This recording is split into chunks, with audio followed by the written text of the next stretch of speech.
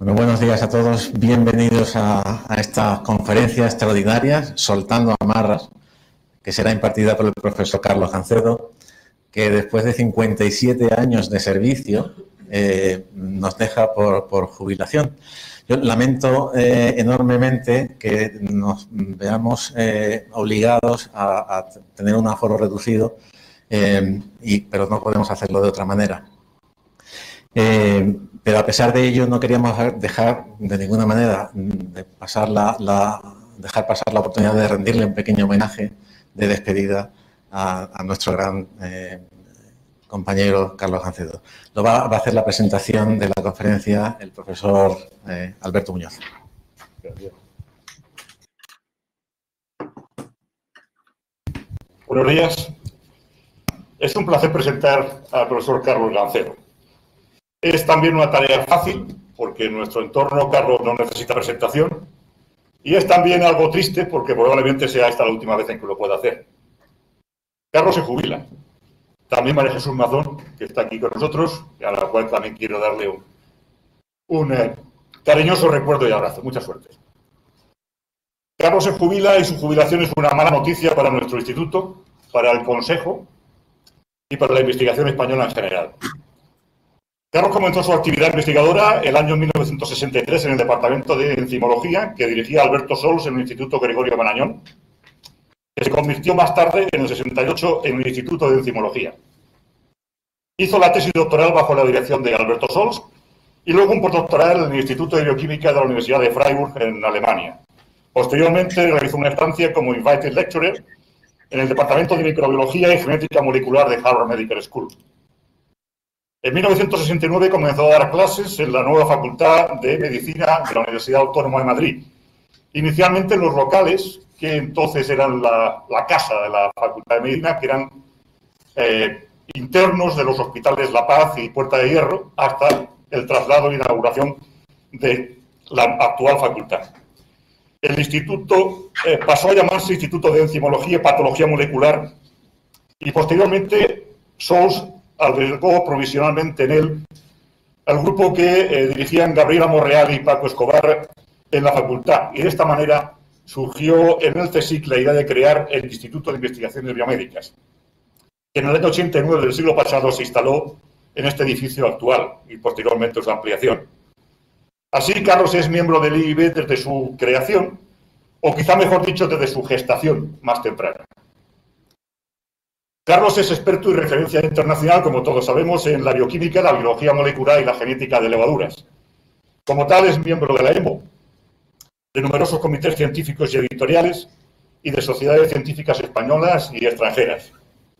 Ha sido presidente de la Sociedad Española de Bioquímica y Biología Molecular y miembro durante muchos años de la Comisión de Biología y Biomedicina del Consejo Superior. Carlos ha recibido el Anniversary Prize y el Diploma de Honor de la FES, de la Federación Europea de Sociedades de Bioquímica, así como el Premio Carmen Isabel Ochoa. Acabo ya, Carlos. Carlos es un maestro, un profesor en el sentido más amplio, porque ha enseñado mucho a muchos y es además un ejemplo. Carlos es un modelo de científico de los que yo admiro. Lo siento, Carlos, pero sólido, fiable, humilde, discreto, generoso, culto, comprometido y sin adornos ni bobadas.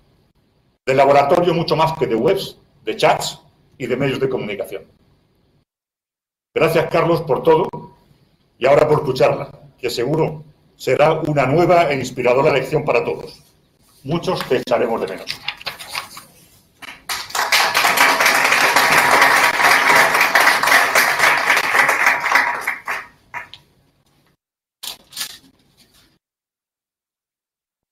Muchas gracias, Mario, director de este instituto, con todo lo que eso supone de carga, aparte de cargo. Muchas gracias, Alberto, por las cariñosas palabras, que te agradezco que hayas limitado, que yo las hubiera estrechado mucho más. Yo simplemente soy un militante de base del trabajo bioquímico, nada más. Lo demás son cosas que le caen a uno de casualidad. A veces, si el servicio a la comunidad hay que hacerlo y se hace con gusto y ya está. Me dirijo hoy a ustedes, a vosotros, compañeros, todos, porque nuestro director me pidió que que dijera algunas cosas antes de marcharme. No sé muy bien qué esperaba que yo dijera, pero voy a intentar. He trabajado esta charla bastante, espero no defraudarle ni defraudar a la audiencia.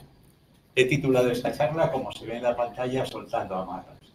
Soltar amarras es una maniobra que hace un buque cuando leva anclas y se va del puerto. Hay un poema de Baudelaire que se llama El viaje, cuya última estrofa dice eso mismo. Dice, levemos anclas, es la hora, levemos anclas, zarpemos. Pues eso es lo que me pasa a mí y lo que tengo que hacer dentro de poco tiempo. Pero no hay vuelta atrás. Teniendo en cuenta lo heterogéneo de la audiencia, no sé de los asuntos que voy a tratar, cómo esto puede ser recibido por los distintos grupos de edad. Es posible que los mayores, lo que voy a contar, les evoque recuerdos, les evoque reflexiones, y los más jóvenes, pues no lo sé. Pero siempre pueden hacer lo que dijo Adriana Lastra. Yo escucho atentamente a nuestros mayores, pero somos una nueva generación, somos nosotros los que nos toca dirigir el país. 17 de noviembre en las Cortes Españolas. He dividido la charla en pequeños trozos de distintos asuntos en los que he meditado a lo largo de mi vida científica, que afortunadamente ha sido larga, como lo muestran esas dos fotografías. Entre ellas median casi 60 años. De hecho, mi primer protocolo, que conservo todavía, dentro de un mes cumplirá 61 años, 58 años, perdón. Esto es el CIB y esto es el IBE. Entonces, durante ese tiempo me he dedicado a intentar comprender el funcionamiento de algunos organismos. En esa labor me han ayudado primero mis maestros, después mis compañeros y mis doctorandos, y siempre unos cuantos amigos.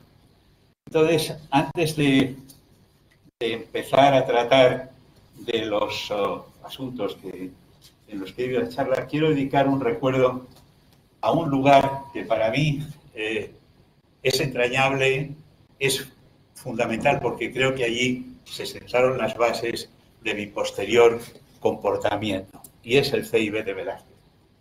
El CIB de Velázquez, aquí está todavía en un momento justo al acabar la construcción, en el año 55. Como ven ustedes, el panorama era completamente distinto. Esto es la vía Joaquín Costa, esto es la vía Velázquez, no hay ningún vehículo. Esta es la diferencia con ahora. Entonces, mi recuerdo está ligado al CIB. Yo llegué al CIB cuando era todavía estudiante de químicas, gracias a que un inolvidable y entusiasta profesor de ingeniería química, don Enrique Costa Novella, que, por cierto, la primera matrícula de honor a una chica fue para Juana María, en ingeniería química, me dirigió hacia Alberto Sols. Alberto Sols, en su despacho del CIB, en la cuarta planta, prácticamente así es como yo le conocí. Esta foto es de un año o dos anterior, pero así es como yo le conocí. Sols para mí era una persona desconocida. Entonces, la gente de la facultad no conocíamos a nadie. Conocíamos a nuestros profesores y a nadie más. Yo llegué allí, Sols leyó la carta de Costa, la puso aparte y se puso a hablar de inhibición enzimática, de análogos de la glucosa, de la exoquinasa. Me dijo, Carlos, tienes que sintetizar 1,5-anhidroglucitol 6-fosfato, porque lo necesito para unos estudios que estoy haciendo con el Eladio Viñuela y con Margarita Salas, y no lo tenía, lo tienes que sintetizar. Y yo puse a sintetizarlo con una enzima horrorizado por unas unidades que no había oído nunca, que eran las landas. Esto me tenía totalmente perplejo. Ponle 5 landas, ponle 10 landas. Resulta que con el tiempo las landas se convirtieron en microlitros. Pero cuando uno llegaba de la facultad y les decía que tenía que poner 5 landas en un tubo, de verdad que era terrible. Entonces, una de las tareas del compuesto era luego eluirlo de una columna de intercambio iónico, una Dowis. Y no había colectores de fracciones. Entonces, el último llegado, que se interesaba, que era yo, se ponía delante de la columna, que a temperatura ambiente, afortunadamente, con una gradilla de tubos, iba contando gotas y movía un tubo. Iba contando gotas y movía un tubo. O sea, mi primer trabajo bioquímico fue hacer de colector de fracciones. No era una cosa tremendamente estimulante, pero el sentirse parte de un grupo que estaba investigando activamente, eso lo hacía interesante para mí. Yo no pasé entonces más que un mes, porque yo había vuelto del campamento de milicias, tenía que reincorporar, que entonces hacía el servicio militar, para los que no sepan lo que es, no es que yo haga milicia por mi cuenta, me tenía que reincorporar a la facultad, y entonces Sol me propuso, me dijo, Carlos, ¿te interesaría cuando acabaras el curso incorporarte a mi grupo? Y entonces yo le dije que sí. Ha sido una de las más trascendentales decisiones que he tomado en mi vida. Mi entrada en el CIB me abrió un mundo nuevo, un mundo de apertura científica dentro de una colegialidad respetuosa, en que todos opinábamos de todo, pero la jerarquía era la jerarquía. Y entonces allí había personas que luego han sido muy importantes, como Manolo Losada, Julio Rodríguez Villanueva, que eran totalmente accesibles, sus laboratorios estaban abiertos y se podía hablar de todos. Y había un ambiente en que se sentía en aquella época, estoy hablando del año 63-64, que en biología con mayúscula, estaba pasando algo muy importante, que era la llegada de la biología molecular. En el CIB nos enteramos de que llegaba la biología molecular. De hecho, estaba allí David Vázquez estudiando el ribosoma, es decir, no era algo ignorado como se ha escrito en algunos lugares. De hecho, Sols compró, cuando salió en el año 65, el libro este que está aquí en la pantalla, que yo conservo todavía, Molecular Biology of the Year, y regaló a todos sus doctorandos un ejemplar. Que obviamente teníamos que leer, está claro. Este libro es un libro maravilloso, con una frescura en la redacción, con una precisión que, desgraciadamente, en las ediciones siguientes, a mi modo de ver, lo perdió. O sea, aumentó información, pero perdió esta frescura que nos atraía a todos de este libro. Es maravilloso. Entonces, Severo Ochoa venía de vez en cuando, daba unas conferencias sobre el ataque al código genético en una sociedad llamada Sociedad de Estudios y Publicaciones, donde lo invitó Javier Zubiri, y naturalmente se daba por sentado que los doctorandos de enzimología, que es como nos llamamos entonces, teníamos que ir a las charlas. Teníamos que ir a las charlas y enterarnos, porque al día siguiente, en una cosa le llamamos el té, en una habitacioncita que había en la cuarta planta de Velázquez, que llamamos el aulita, todas las tardes se tomaba el té. La secretaria de Sols, Clotilde Esteve, lo hacía y lo llevaba allí. Y esto era un momento, era obligatorio ir, pero era un momento en el que todos procurábamos estar allí. ¿Por qué? Porque Sols solía comentar allí en el té, de una manera informal, los artículos interesantes que había leído, desmenuzando los experimentos, criticándolos. Si había alguna falta, lo que él llamaba una maula, decía, este experimento aquí tiene una maula, y lo contaba.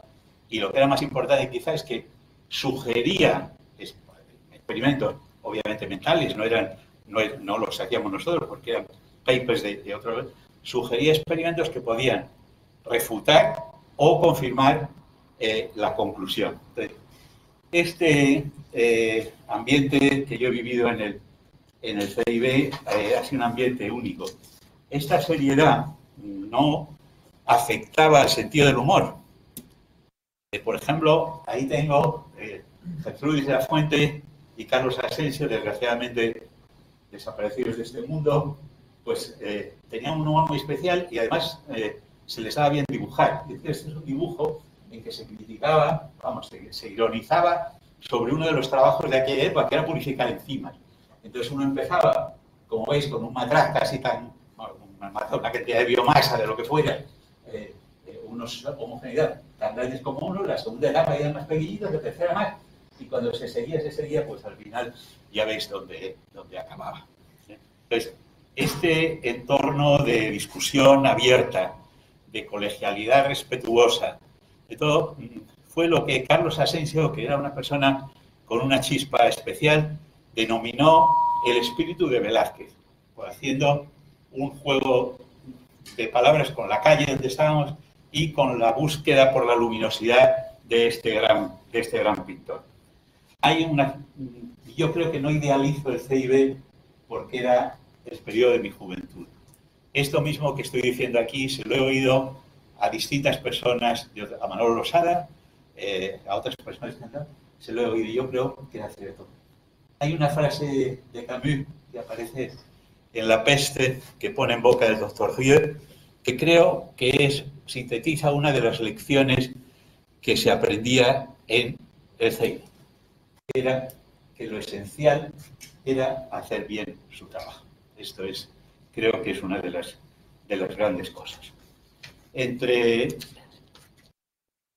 Naturalmente, yo recuerdo especialmente a Sols, porque Sols fue mi maestro.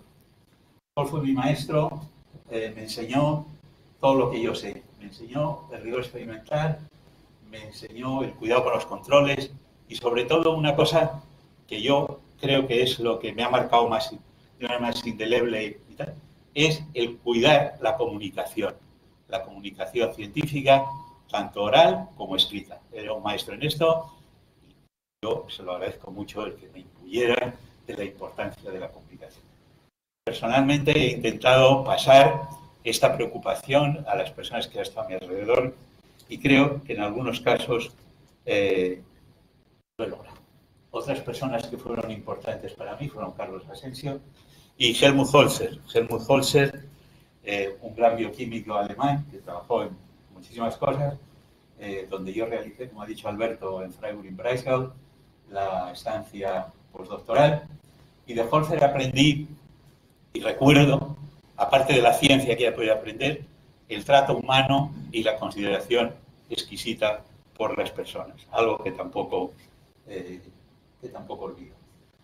Estas han sido figuras de referencia y, naturalmente, las figuras de referencia uno las admira, pero uno no tendría que perder de vista que las figuras de referencia son humanas y que entonces, como dice François Jacob en su autobiografía, dice lo que le contó su abuelo Albert Frank, que fue el primer general de 4 estrellas judío en Francia, cuando Jacob, adolescente, le comentaba de su idolatría por una figura histórica, concretamente de Napoleón.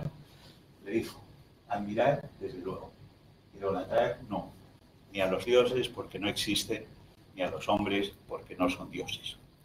Entonces, con esto doy por terminada esta primera fase de rememoración y voy a entrar en algunos de los asuntos sobre los que yo he meditado. A mí me han parecido importantes, pero que a lo mejor no lo son. A lo largo de todos estos años de mi vida, pues he visto cómo cambiaba la manera de realizar la actividad científica. Ha habido cambios enormes, muchos de ellos positivos, quizá la mayoría, pero al lado de estos cambios positivos yo creo que ha habido aspectos, no voy a decir negativos, pero que no se han considerado lo suficientemente bastante. Y es sobre los que quisiera hablar. Uno de ellos es el acercamiento de los jóvenes a los laboratorios. En mi época, cuando Juan María y yo empezamos, en los años 60, el país, nuestro país, España, estaba empezando un desarrollo económico que sería criticable posteriormente, pero la realidad es que entonces se empezaba. Entonces, las posibilidades de empleo para los jóvenes licenciados en química, por ejemplo, eran enormes. La industria requería el licenciado. O sea, nosotros éramos del orden de 100 o algo menos que se licenciaron con nosotros. Prácticamente la mayoría se fue a la industria. Entonces, solo unos pocos decidían dedicarse a una actividad o no remunerada o poco remunerada y de porvenir incierto. Esto es así. Entonces, yo reflexiono sobre por qué uno decide dedicarse a la investigación, a la actividad científica. En nuestra época se usaba una palabra muy solemne. Se decía que se tenía vocación.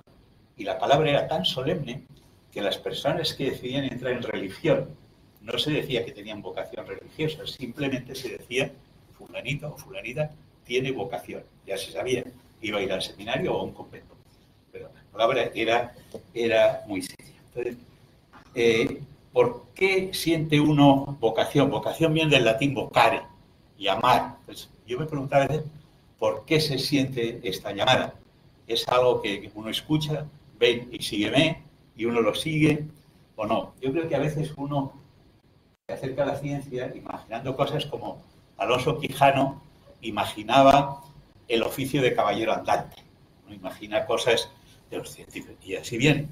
Y yo creo que parte de esa imaginación la provocan distintas cosas. Y he traído aquí varias cosas. Uno, por ejemplo, a la izquierda abajo hay dos libros sobre los que en Estados Unidos se ha escrito muchísimo como formadores o llamadores de vocación. Uno es Arrow Smith, de Sigler Ruiz, y otro Microhunters, de Paul de Cruz.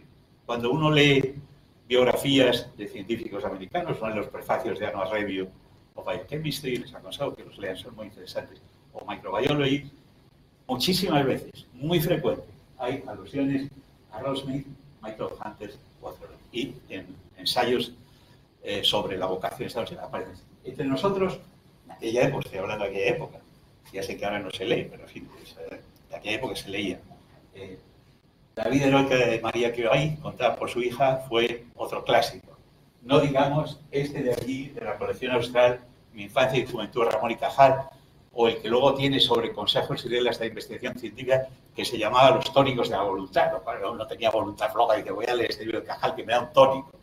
Entonces, yo creo que esos libros han sido llamadores de vocación. Llamadores de vocación.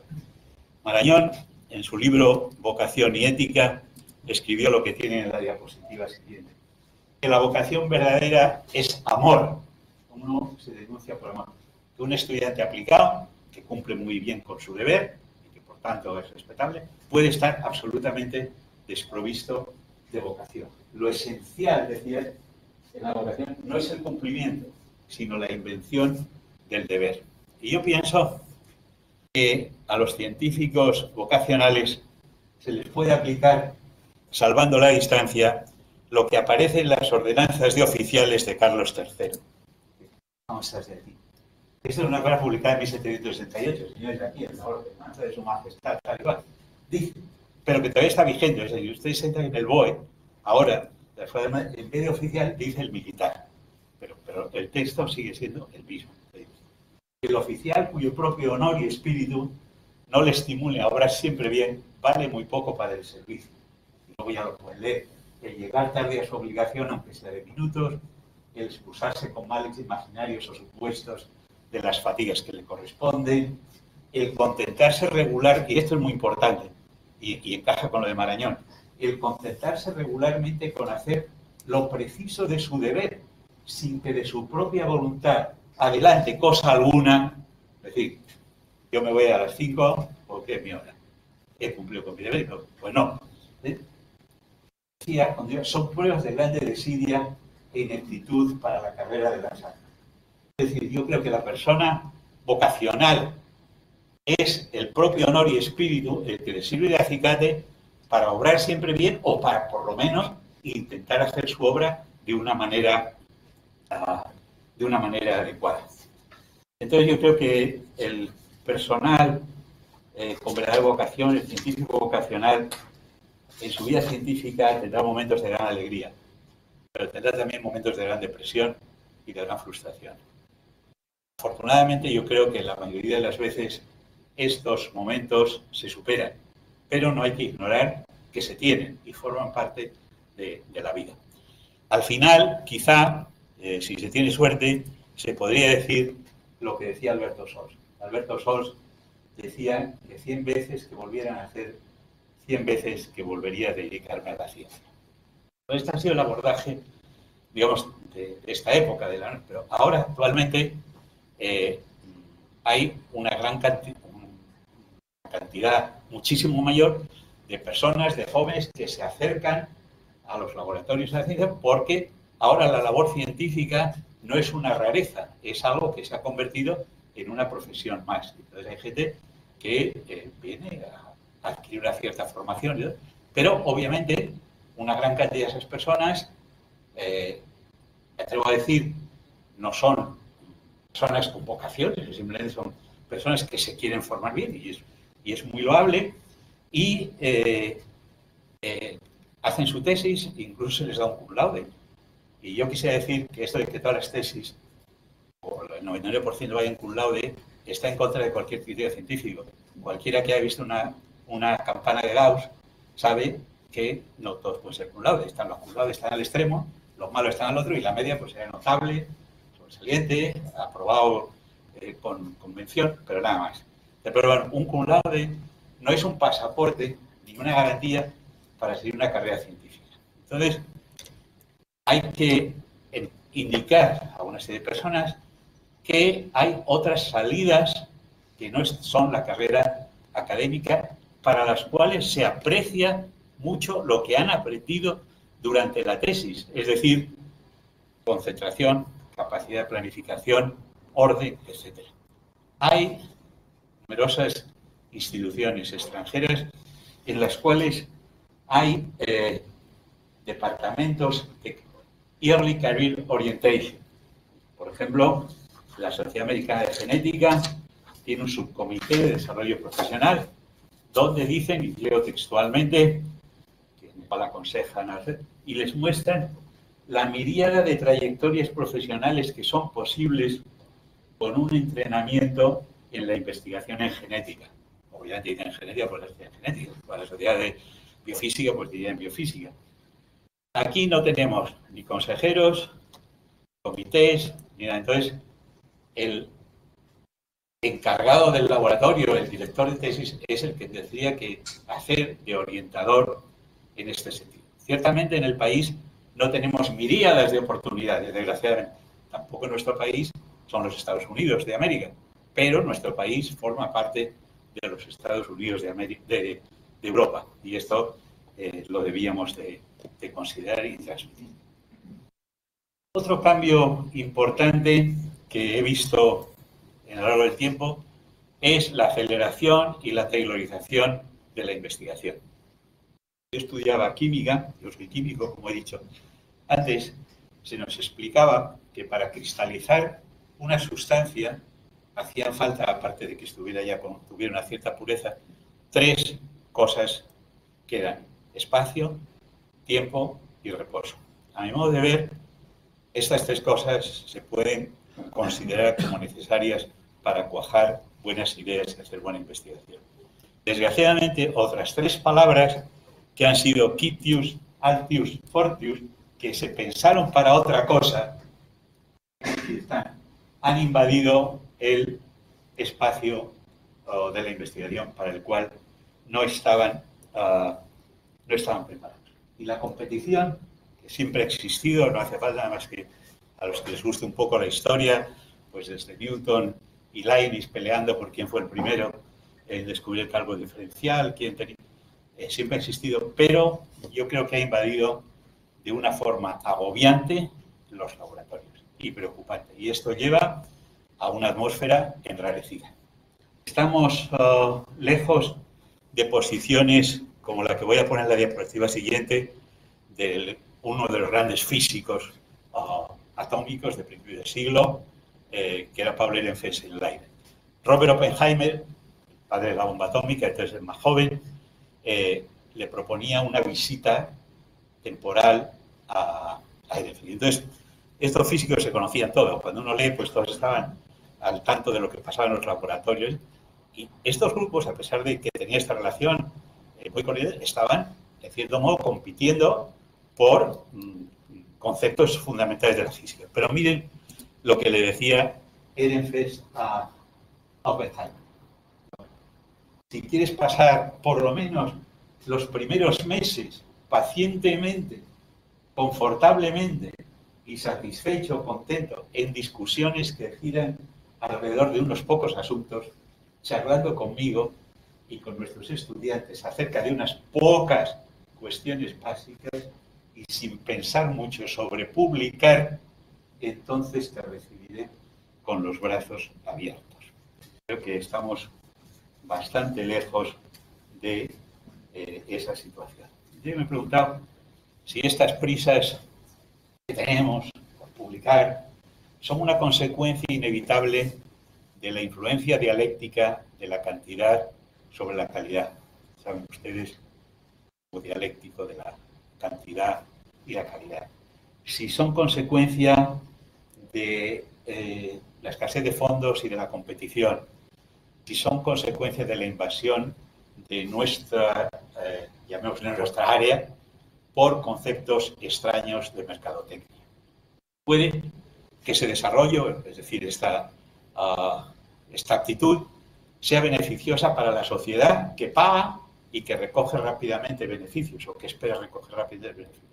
Pero no es buena ni para la salud mental, ni probablemente para la salud física de los investigadores. Y la prueba son llamadas de atención que están apareciendo en las revistas importantes. Por ejemplo, esto está sacado de Nature y apareció en Science. Es decir, que entre los doctorandos, los investigadores postdoctorales, el aumento de depresiones, de situaciones de angustia, de ansiedad, está aumentando.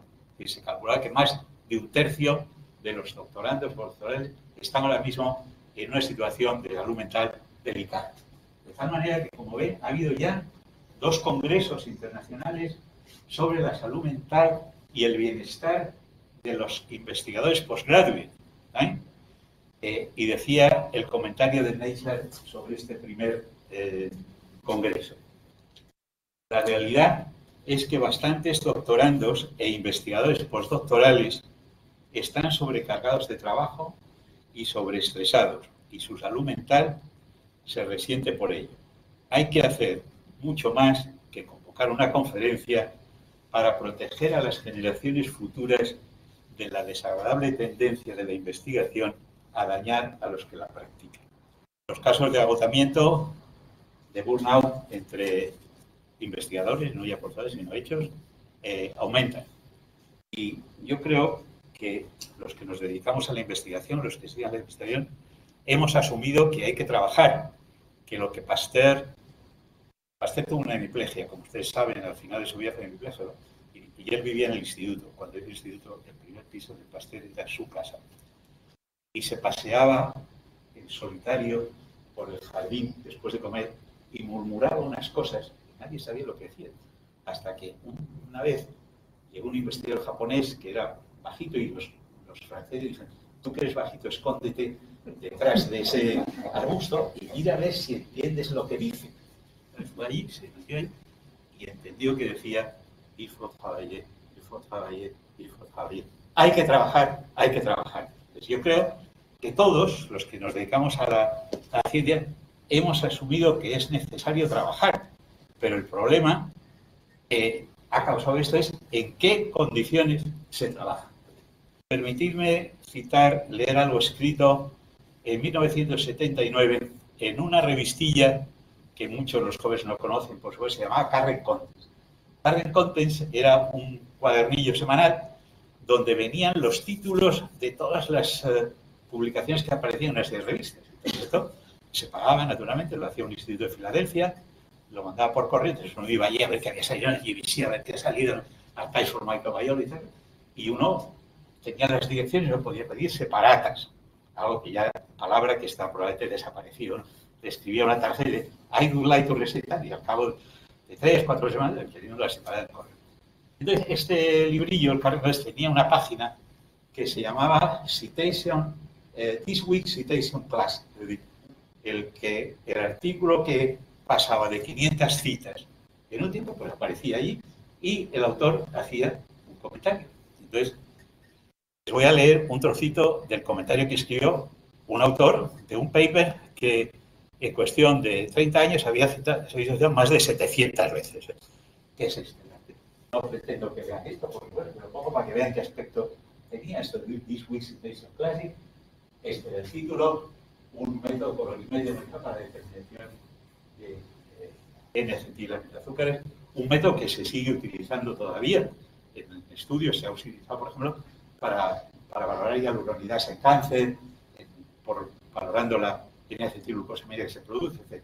Este Rising escribía en una parte de eso que tiene ahí: la alegría de haber alcanzado el hit parade de los 500 artículos más citados se ensombrece por otras consideraciones pertinentes.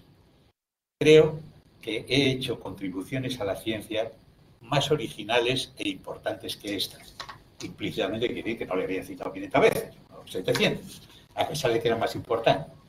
Lo que me preocupa es el establecimiento de esta especie de paseo de la fama, de Hall of Fame científico, utilizando un criterio débilmente relacionado con parámetros científicos y que es un trasplante de criterios de mercadotecnia cuantitativa del campo de los negocios. En un momento, decía en 1939, en que muchos están teniendo reservas acerca de permitir que la economía se desarrolle sin control, obviamente fracasaron, guiada por la proverbial mano invisible del mercado y por formas de gestión que dan por sentada la expansión continua, los científicos tendrían que tener especial cuidado con lo que está sucediendo en su disciplina. A diferencia de los economistas, han sabido desde hace tiempo que small science is beautiful. Obviamente fue una voz que clamaba en el desierto. Otro asunto, voy a pasar a otro asunto que también sobre el que he meditado, es el de los temas de investigación. Los temas de investigación obviamente evolucionan, es normal, evolucionan de acuerdo con nuevos conocimientos, con aportaciones de nuevas tecnologías, pero también, como en la vestimenta, ya pocas personas ya visten de una determinada manera, la moda también influye en esto. Por ejemplo, Richard Hanson, que era un bioquímico que dedicó prácticamente toda su vida al estudio de la fosfonol-piruvato carboxilasa y que generó un ratón que se llamaba el ratón poderoso de Mighty Mouse, un ratón que aguantaba muchísimo más el ejercicio físico, que tenía un periodo de vida fértil mayor y todo eso, lo generó sobreexpresando fosfonol-piruvato carboxilasa en el ratón, y esto apareció en la prensa, no solo en las cosas científicas, sino en la prensa. Hubo inversores que se interesaban por esto. Hanson ha muerto hace relativamente poco, y decía Hanson en una reminiscencia que escribió para JVC sobre las modas en investigación. Se titulaba, esto ya hace 15 años, pero he pasado mi vida en el área del metabolismo intermediario y he visto cómo era desplazado en un breve espacio de tiempo de ser el centro de la bioquímica a un lugar remansado de nuestra ciencia, solo para ser redescubierto por una nueva generación de biólogos. Hacia 1970, la sentencia sobre el metabolismo estaba dictada. Se consideraba un área madura que no provocaba entusiasmo. El área del futuro era la biología molecular. Como uno podía predecir fácilmente, actualmente hay escasez de científicos que comprendan de verdad el metabolismo y su regulación. Y esto es cierto. En artículos de estos de Big Data, donde se describen a veces miles de proteínas, a veces hay que explicar, se encuentran en el texto con cosas que a uno le chocan, como se explica qué es la piruvato quinasa o qué es la conitasa, qué función hace. Claro, dos enzimas que están en vías principales, no están en una vía rarísima del metabolismo de la taurina. Pues no, están en vías, y hay gente que no lo sabe. Entonces, esto es lo que ha pasado. La era de las omics, pues, ha sido muy importante, ha producido muchas cosas, pero sin centrarlo en qué valor fisiológico puede tener aquello, pues estamos mal. Afortunadamente, como decía Hanson en el final, una nueva generación de biólogos está descubriendo el metabolismo y, de hecho, las medallas de oro de EMBO de este último año han sido adjudicadas o concedidas o adjudicadas, como ustedes quieran, a dos personas cuya labor está básicamente en distintas áreas ligadas al metabolismo, como son Sara María Feld y Marcus Raxer. Entonces, Marcus Raxer dice en una notita, estamos buscando los principios básicos del metabolismo. Cuanto más sepamos sobre las reglas que gobiernan el metabolismo, más cerca estaremos de comprender qué define a una célula y cuáles son los principios básicos que hacen funcionar los sistemas biológicos. Desgraciadamente, los organismos de financiación suelen ser adictos a las modas. Ahí queda eso. Otro cambio que he visto también importante es la petición por parte de los organismos que reciben nuestras peticiones, de los organismos financiadores, de predecir resultados. ¿Sí? Hay que tener, uno tiene que saber lo que va a predecir, lo que va a tener. Estos son los famosos hitos, los milestones en la jerga bruselense. Y esto se pretende como si la verdadera investigación pudiera ser predecible a ese nivel. Scholz escribió en una memoria investigadora presentada al CSIC, cuando él estaba estudiando en la plaza, lo siguiente. Todo investigador tiene algún plan, aspira a descubrir algo y tiene ideas cómo intentar llegar a ello y sobre cómo es probable, a veces simplemente posible, que surja un camino viable. Pero en una carrera de investigación pura, el resultado de mañana puede hacer abandonar el plan de hoy. No se puede fijar un itinerario en un terreno inexplorado. El investigador de vanguardia, como el explorador, se adentra en lo desconocido, decidiendo el rumbo sobre la marcha. En la leyenda artúrica, en algunos de los relatos, un escudero pregunta a un caballero, cuando ambos están a punto de entrar en un bosque: Señor, ¿conocéis la floresta? ¿Sabéis qué aventuras nos esperan en ella? Y el caballero le responde: no, si lo supiese, no serían aventuras. Yo creo que eso mismo pasa con la investigación. Si supiésemos lo que va a salir, pues estaríamos repitiendo resultados, no estaríamos buscando cosas nuevas. Tenemos también que disponer de deliverables, entregables, creo que lo llaman en español. En el libro de The Noise of Time, de Julian Barnes, que es un ensayo sobre la biografía y la relación con el poder del compositor soviético Dmitri Shostakovich, hay un trozo que es el siguiente. Un trozo que mostraba o que muestra la mentalidad de los burócratas del partido. Dice: se esperaba de un compositor que aumentara su producción como un minero, que su música calentara los corazones como el carbón del minero calentaba los cuerpos. Los burócratas valoraban la producción musical como otras categorías de producción. Había cuotas establecidas y desviaciones de las cuotas. Mentalidad que creo yo que es parecida a bastantes de los que ahora juzgan la labor científica. No solo los burócratas, sino junto a ellos estamos los científicos que no hemos sabido oponernos de una manera razonable a estas tendencias. ¿Por qué ha sido? No lo sé. Por pereza, por cobardía, por conveniencia de algunos que estaban en las líneas principales, pero esto es un problema muy grave. Llama también la atención en la insistencia en la translacionalidad de los resultados. Hace un par de meses Bruce Albers dio una conferencia en el máster del CIB, recomiendo a los que no la hayan visto que la vean, es maravillosa, en la cual insistió sobre los peligros de la presión para que los resultados, para que la investigación estuviera exclusivamente dedicada a resultados aplicables. Y mencionó varios artículos, uno de ellos, un artículo que había aparecido en Science, que se llamaba The Basic of Translation. Es un artículo muy interesante, desde hace 7 años.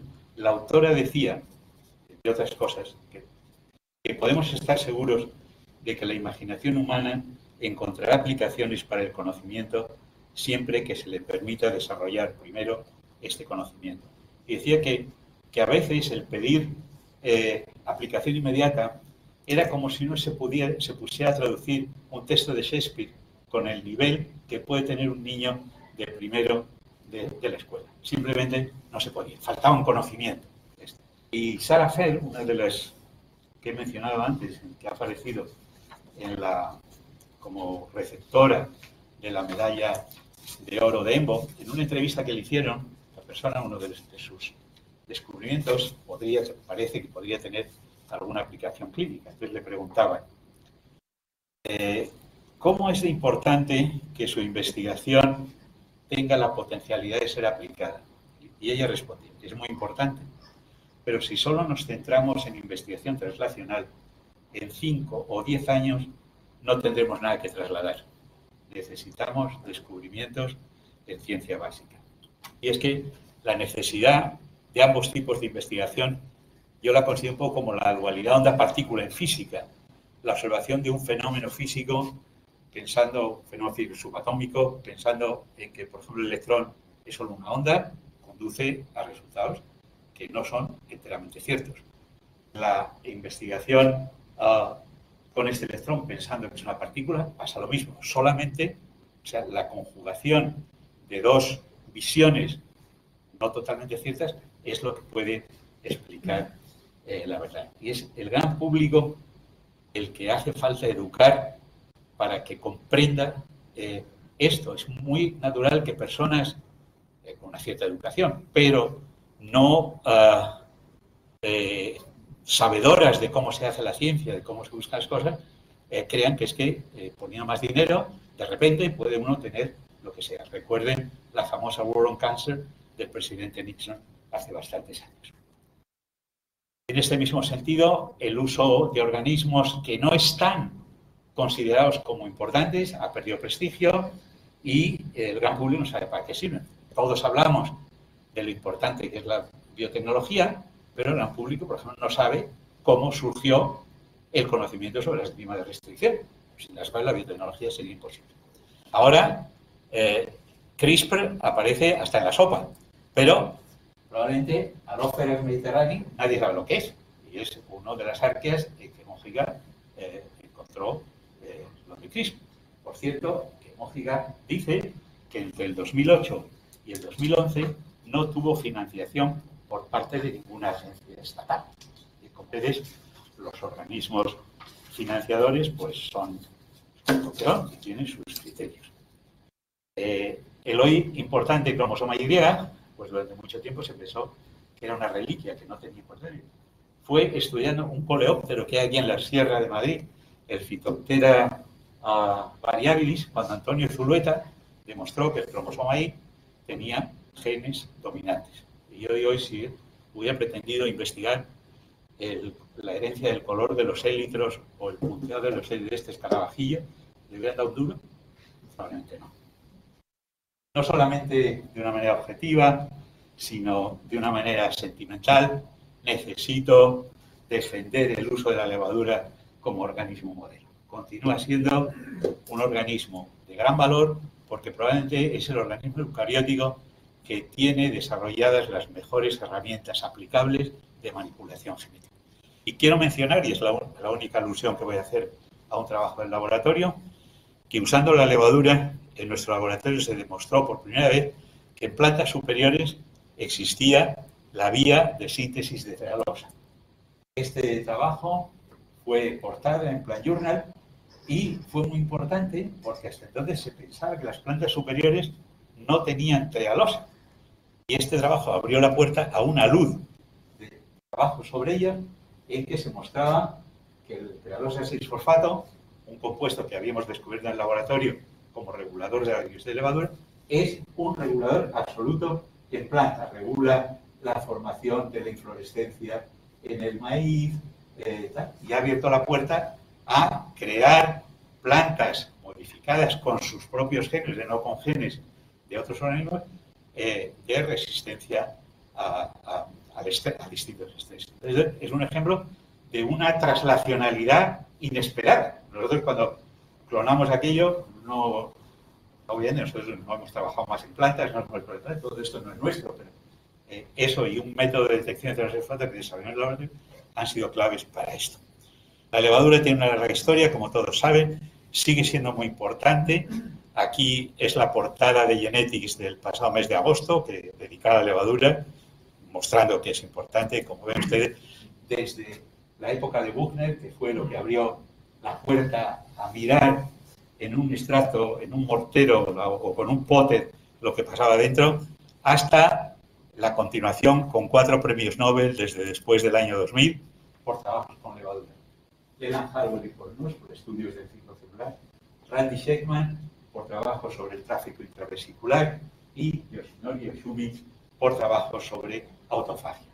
Y es muy interesante que los trabajos de estas personas que les han ganado inicialmente fueron con genética clásica, es decir, buscando mutantes, haciendo análisis de esporas, y tal. Luego vino la biología molecular para clonar, pero es decir, que el disponer de un organismo con una genética, digamos, clásica, fácilmente accesible, es muy importante.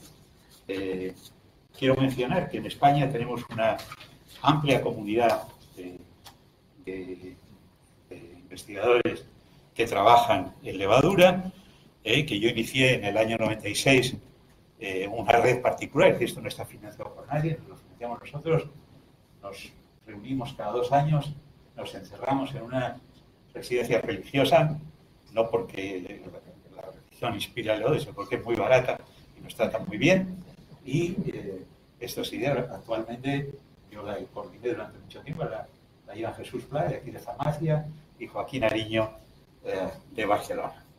Entonces, me alegraría pensar, no lo sé, que el instituto pudiera mantenerse la levadura como un organismo de experimentación, bien como modelo o bien como herramienta. De verdad que es una herramienta poderosísima. Voy a ir concluyendo ya. He presentado aspectos que quizá la audiencia los puede haber considerado que estoy dando una impresión negativa de lo que es el avance de la actividad científica. ¿No? Es eso lo que he pretendido. De hecho, podía parafrasear a Sols y decir, si volviera a nacer, volvería a ser científico. Aunque yo añadiría para mi cosecha, pero algo menos ingenuo. Lo que he querido señalar son problemas de los que no se habla, pero que son muy importantes, y incitar a la nueva generación a que no los pierda de vista y que intente nuevos avances, que intente mitigar lo que ahora probablemente se llamaría eufemísticamente daños colaterales. En este momento, y antes de terminar, que ya lo estoy haciendo, quiero reivindicar a personas que realizan un trabajo muy importante y a veces poco reconocido. Y me apoyo en el poema de Bertolt Brecht, Preguntas de un obrero que lee. Entre otras cosas, dice, el joven Alejandro conquistó la India. El sol, César derrotó a los galos. No llevaba ni siquiera cocinero. Federico II venció en la guerra de los 7 años. ¿Quién venció además de él?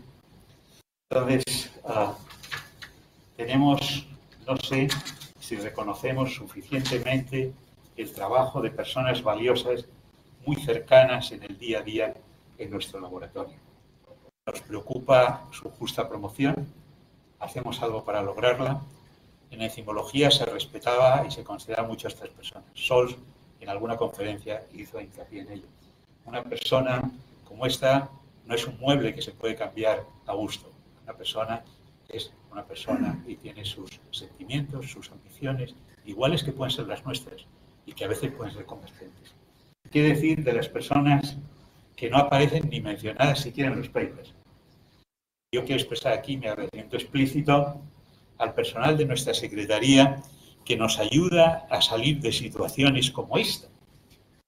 Entra una administración y resulta que no tiene salida. Esto es dantesco, esto es lo que pone aquí en el canto tercero del infierno, en la comedia de Dante. Sin embargo, ante esas situaciones horribles, en general, Isabel Ocaña, Eva, Mercedes, Manolo, mi paisana Adela, nos ayudan a salir de este infierno y en general lo consiguen. Quiero también expresar mi agradecimiento a otros servicios que son críticos y a personas que son. A Guti, siempre dispuesto a ayudarnos en los problemas que tenemos con los ordenadores. A Medino, que nos telecomanda desde Granada y nos permite hacer esto. A Silvia Cuena y a Javier en imagen, que nos soportan todos nuestros caprichos con la imagen. No, esta no la quiero, tienes que hacer más oscura, esta ahora llévatela a la derecha. A Genómica, con Gema y Conchi a la cabeza. A Rafa Vara y a su equipo. A María Teresa Macía y su equipo, al servicio de medios, al personal de limpieza, sin el cual nos hundiríamos en la basura. No sé si han pensado en ello. A nivel personal, tendría que dar las gracias a muchísimas personas. Obviamente no puedo, porque la lista sería interminable, pero quiero mencionar algunas. Unas desde un punto de vista muy personal, que van a ser las primeras, y otras porque me parece que representan algunas cualidades importantes y las he puesto como personas representativas, no porque... En primer lugar, a Juana María. Juana María, no digo nada de ella, porque cualquier cosa que dijera sería poco. Llevamos juntos desde el año 59. Yo tenía apenas 20 años y Juana María apenas 19. Hemos pasado por momentos duros, menos duros, y aquí estamos. Muchas gracias a Juana María. Después, a Lisette. Lisette, por toda su entrega en todas las aventuras en las que nos hemos metido para acabar en el moonlighting, aterrizando en la luna. Ahora, las otras personas que voy a mencionar, como decía, no son las únicas, pero quiero tener un recuerdo afectivo.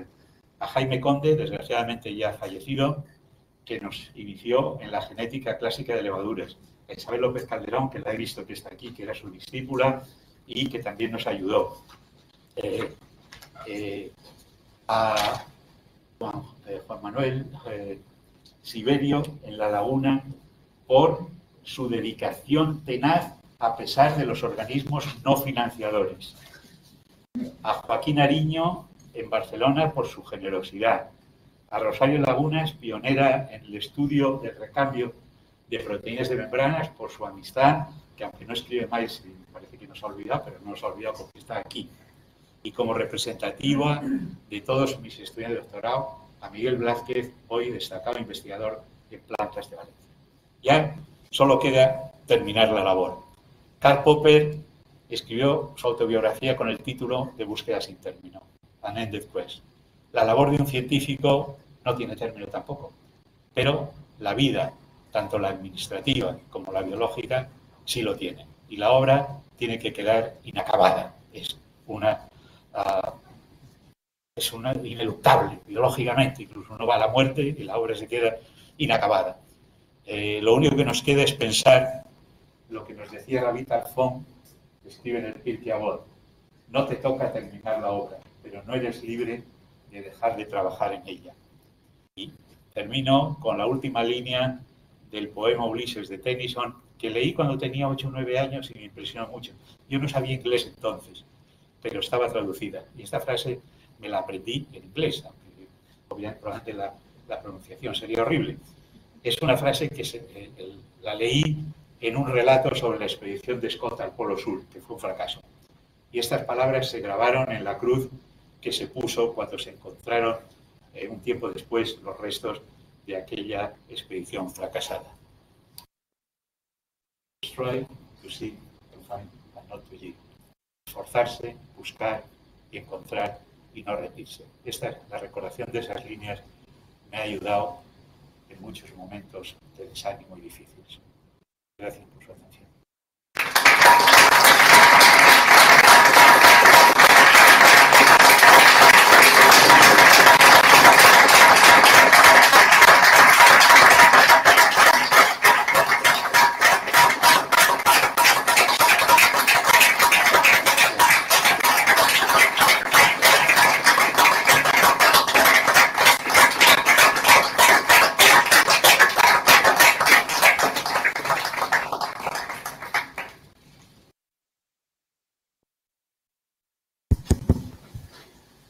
Muchísimas gracias, Carlos.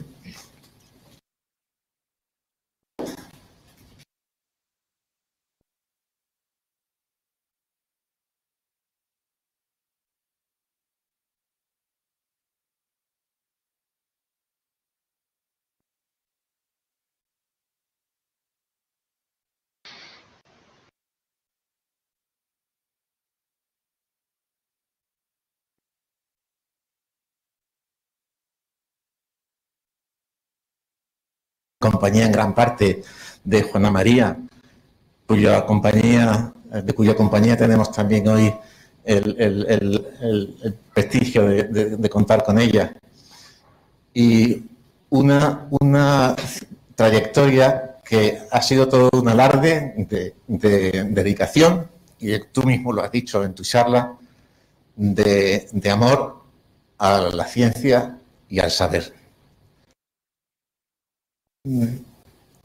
Me gustaría comentar un par de cosas al hilo de lo que has mencionado, que me parecen muy importantes, y es el hacernos recordar a todos, sobre todo a los más jóvenes, pero también a los que ya vamos entrando en edad, de dónde venimos, de los orígenes, de los pioneros, de quiénes han sido los pioneros que nos han ido abriendo el camino.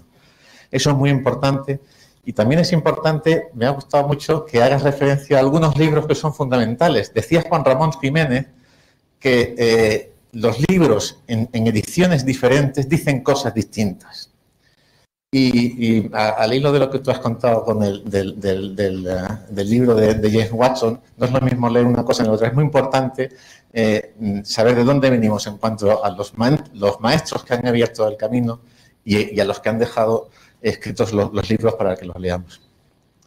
Y yo creo, estoy convencido de que transmito el sentir de todos si te digo que esta trayectoria científica a la que me estaba refiriendo es motivo de admiración de todos y por supuesto, es motivo de ejemplo a seguir para muchos de nosotros. Y ahora se me ha encargado que te haga entrega en representación de todos, en muestra de gratitud y afecto, de, como ves, un pequeño regalo para ya te digo, como en muestra de gratitud y de afecto de todos de todo el personal del IBE. Y te lo hago entrega. Lisette, si quieres tú seguir.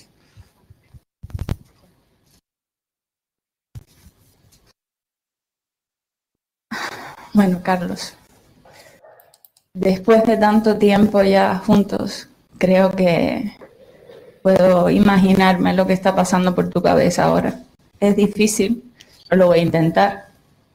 Yo creo que sería algo así como, te dije que no quería despedidas, más o menos. Bueno, esto es una despedida. A ver, no te preocupes porque te conocemos y esta despedida va a ser sobria, porque a ti te gusta la sobriedad.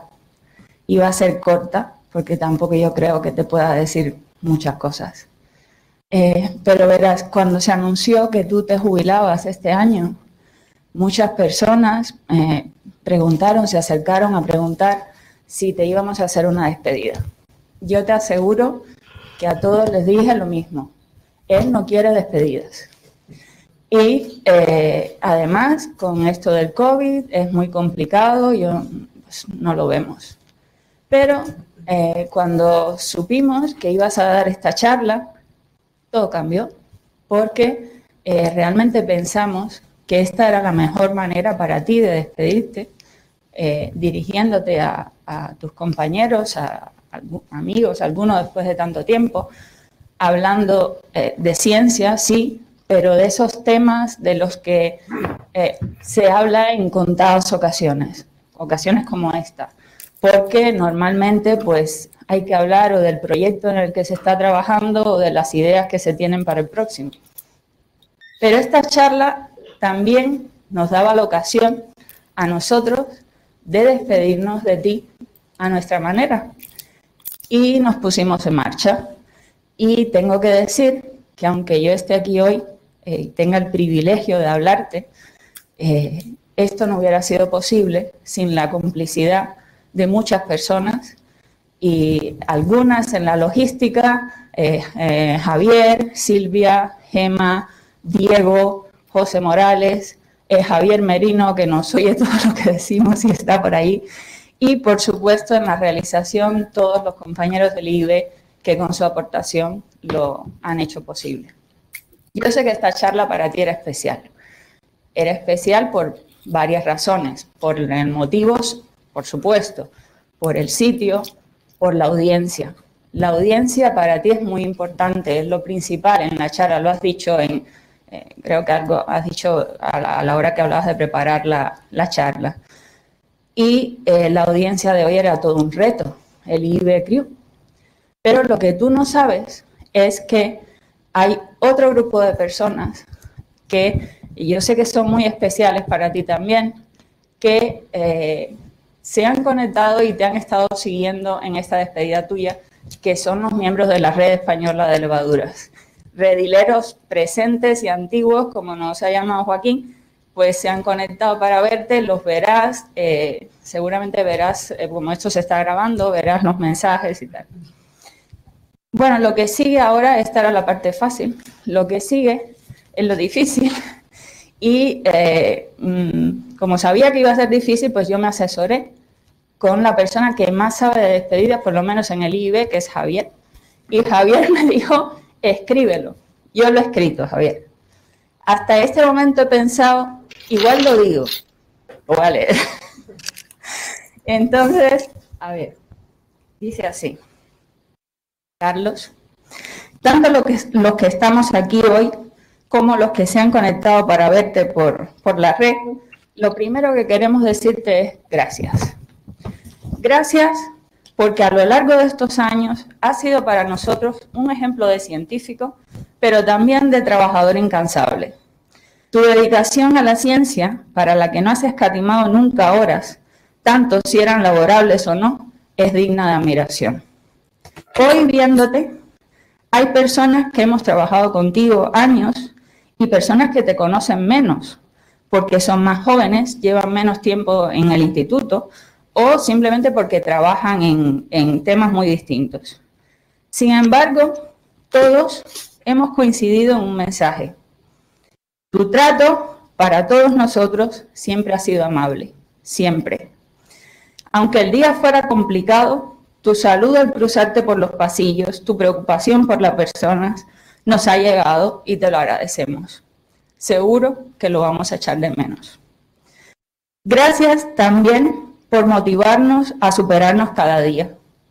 No solo en el trabajo, eso como dicen las ordenanzas oficiales de Carlos III, que por cierto están colgadas en el laboratorio.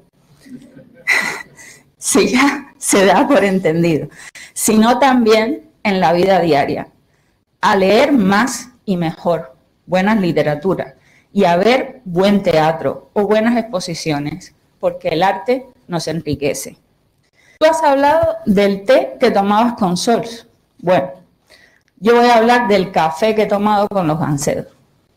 Esa tradición que empezó cuando Isabel Bermúdez nos trajo una cafetera, creo recordar que fue porque se mudaba. A partir de ahí nos aficionamos al café de las 11, muchas veces preparado por Juana María. Alrededor de 15 minutos maravillosos en los que hemos hablado de todo, en los que muchos hemos abierto los ojos a toda suerte de temas que solo hablábamos en los cafés. ¿Cuántas veces antiguos miembros del laboratorio te han dicho aquello de paso a veros a la hora del café? Y es que ese momento es especial para todos los que lo hemos vivido. Ya voy terminando. Pero como miembro de esa comunidad que utiliza a nuestras queridas levaduras como organismo modelo, no puedo hacerlo sin antes darte las gracias por todo lo que has hecho por impulsar nuestro trabajo, desde los cursos de levadura, el CIMO Madrid, la Red Española de Levaduras. Creo que ese trabajo que tú iniciaste y que también han seguido otros compañeros ha dado sus frutos. El redil es hoy, en realidad, una gran familia. Solo hay que ver la alegría de los reencuentros cada 2 años en el Escorial. Puedes estar tranquilo, Carlos, hay red para rato. Ahora termino. Y quiero hacerlo con un mensaje personal. Espero que la audiencia lo comprenda. Para ello, voy a tomar prestada una frase de un personaje extraordinario que tú me descubriste y que enseguida reconocerás. Porque las cosas como son, Carlos. Esto de jubilarte anticipadamente yo no lo entiendo, la verdad. Entonces, yo ahora, nada más por mi parte, yo te daría un abrazo, pero no puedo. Así que, en lugar de eso, te he traído esta tarjeta que han hecho estos 2 pedazos de artistas maravillosos que tenemos en el IBE, que son Silvia y Javier, que está llena, bueno, como lo verás, de todos los mensajes que te han ido dejando todas las personas del IIB que han contribuido en esta despedida. Además, tendrás los mensajes que José te ha recogido de todos aquellos que te han dejado sus mensajes en Twitter bajo el hashtag Gancedo te queremos, porque sí, no tienes Twitter, pero tienes un hashtag, mira tú. Entonces, pues nada, solamente decirte que pues te deseamos lo mejor y seguro, seguro te vamos a echar de menos. Nos vamos a ver.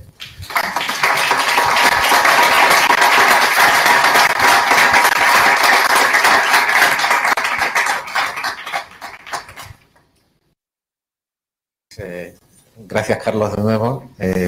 No sé si queréis que... El problema es que yo no puedo. Es un pequeño regalo, pero es pesado. Así que no sé si quieres... No, es fatal. ¿Tú crees que yo puedo con eso? Oye, a ver si no te vas a dejar en el laboratorio.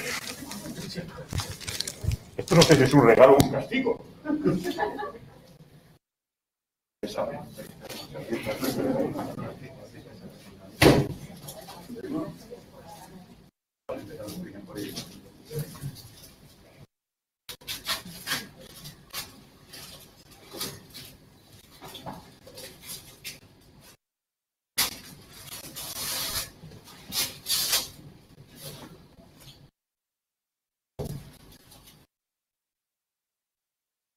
Las primeras catedrales fue quizá de las primeras cosas que me Europa, a pesar que mucha gente lo ha olvidado, está basada en el cristianismo.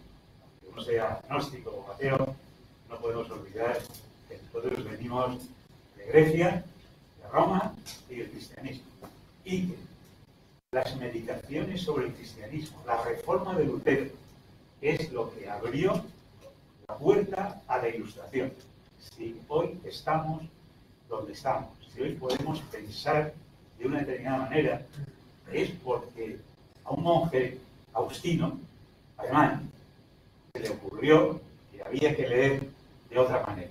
Y a partir de ahí inició una vía que ha conducido en parte a la religiosidad, pero abrió la puerta al moderno, a pensamiento libre. Y por lo tanto, esto de Europa y las catedrales, para mí,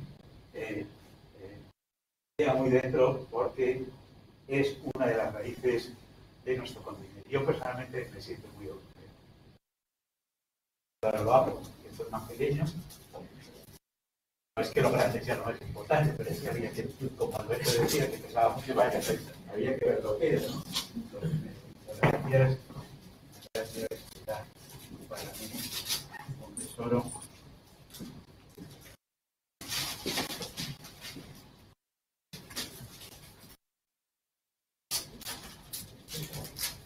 Tan difícil de sacar como después de la vacuna, de la levadura. Esta frase se oye muy poco y tenemos que escucharte. No, decía que esto es tan difícil de sacar como después de la vacuna de la levadura. A ver.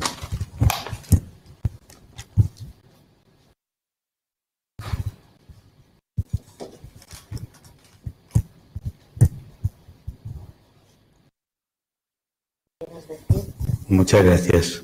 La heroica, el himno de la esperanza. Muchas gracias. Gracias por todo. Creo que de vuestro corazón han salido cosas. Y todavía hoy me llegó un mensaje de Manolo Sara, que siempre me decía, hoy es la Virgen de la Esperanza. Él siempre manda cosas así de este estilo. Y decía, yo una vez le pregunté a mi hermana, que es religiosa en un pueblo de Toledo, que qué era lo más importante, la cabeza o el corazón. Y ella inmediatamente me contestó, el corazón. Yo creo que vuestro corazón ha pasado por delante de la cabeza. Habéis dicho cosas que probablemente, bueno, os salen de ahí, pero tampoco es para tanto. O sea, yo he hecho lo que me ha tocado hacer, lo que he creído que había que hacer, y lo he hecho pues así. Así que muchas gracias y otra vez pensad con más cabeza.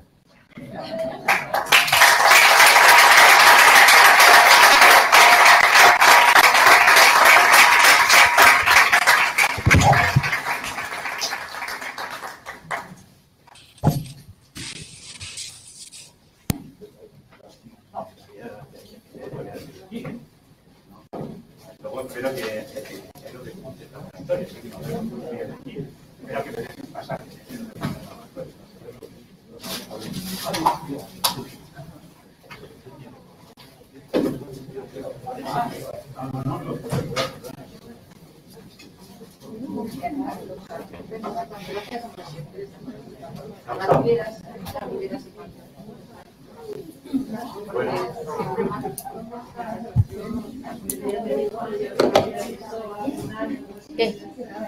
¿Qué? No he dicho nada. Por si acaso.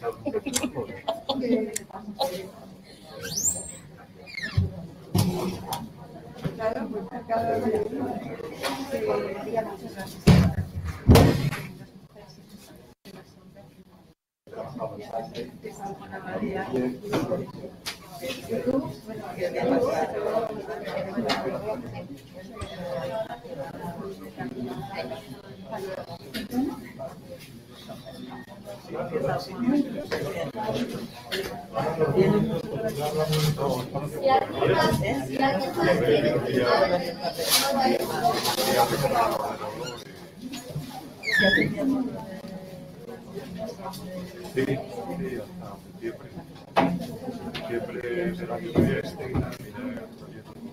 Ya, ya.